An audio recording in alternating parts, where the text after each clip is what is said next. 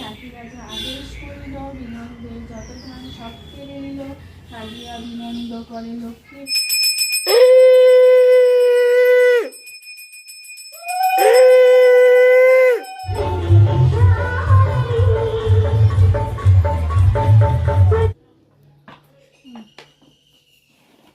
দিদির বাড়িতে একটা করতে ঢুকলাম।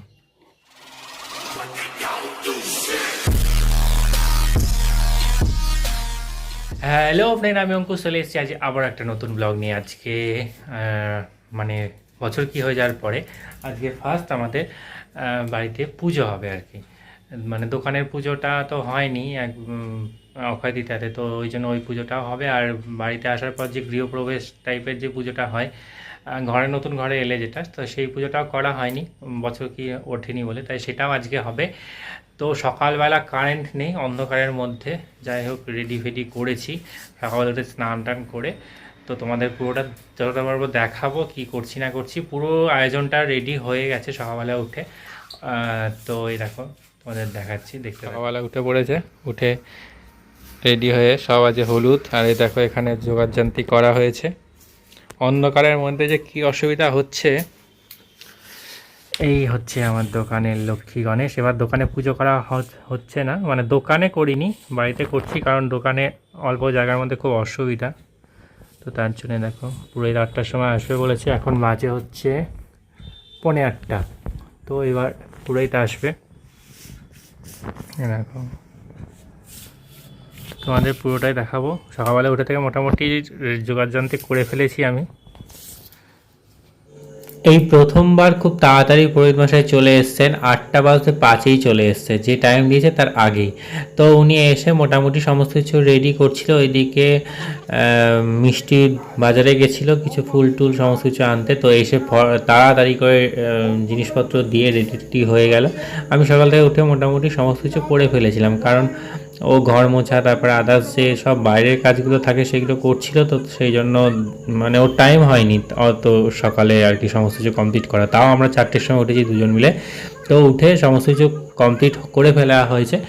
দিয়ে এবার পুজো চলছে রীতিমতো, নারায়ণের চান টান সমস্ত কিছু হয়ে গেল।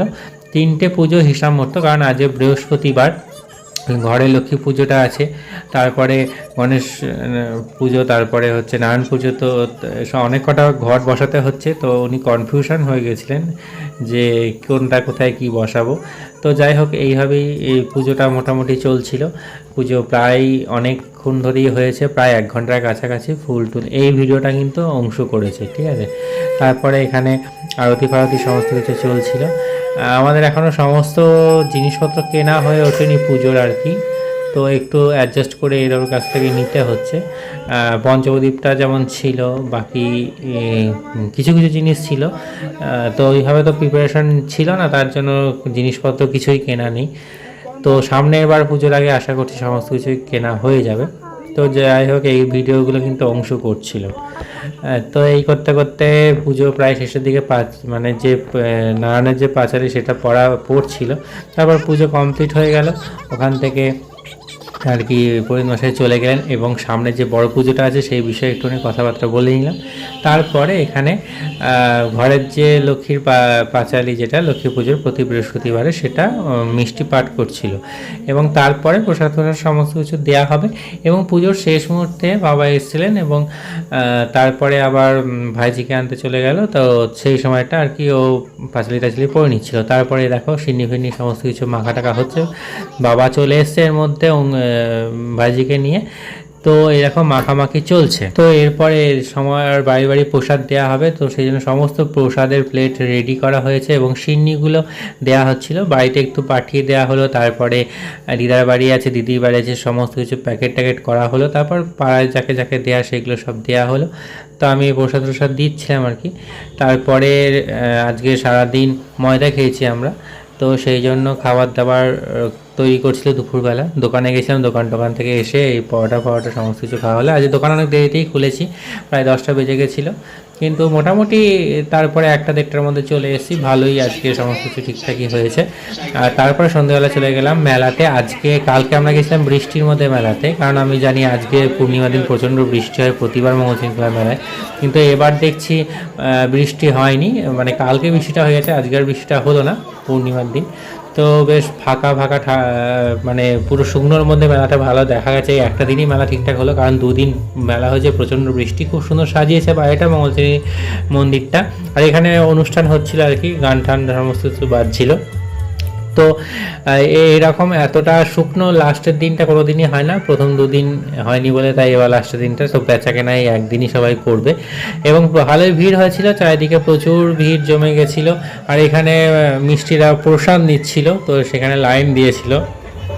তো এখানে জিলাপি টিলাপি অনেক কিছু ভাজছিল, ভালো ভিড় হয়েছে আমি বলছিলাম তোমাদের। এবার অংশকে তো কিছু একটা কিনে দিতে হবে, তার জন্য দোকানে দেখছিলাম যে কী কিনে দেওয়া যায়।